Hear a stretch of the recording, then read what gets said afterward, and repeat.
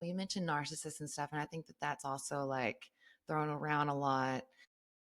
Yes, it is. So is it a scale? Is there a healthy amount of narcissism? Is like what's your Yeah.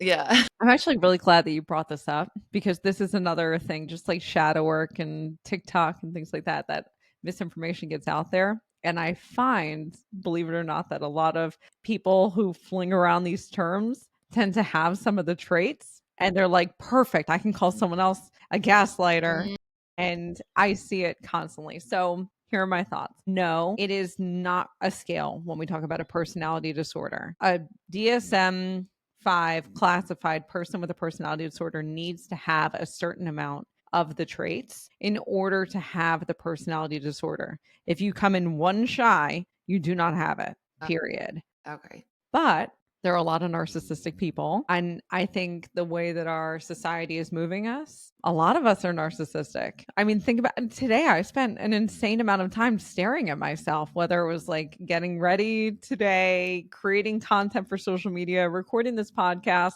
That's Mhm. not normal. Mhm. We weren't supposed to do that. I don't think human beings had mirrors until that long ago. And we spend so much time evaluating, critiquing, looking at Mhm. ourselves, trying to sell ourselves in Mhm. different spaces, walking on stages or into networking rooms and going, here's my elevator pitch. And we're all a little narcissistic.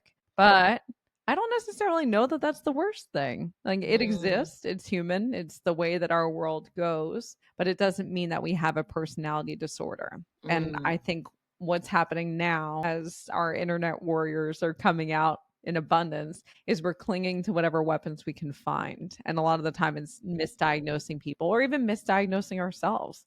I've seen Mhm. people diagnose themselves with things like BPD or ADHD. Every single person is got some kind of like neurotypical definition of who they are. And Real I'm like, spicy or if neurodivergent. every single person is neurospicy, then by definition, every single person is normal. Abnormal is the minority. So we can't all be neurospicy.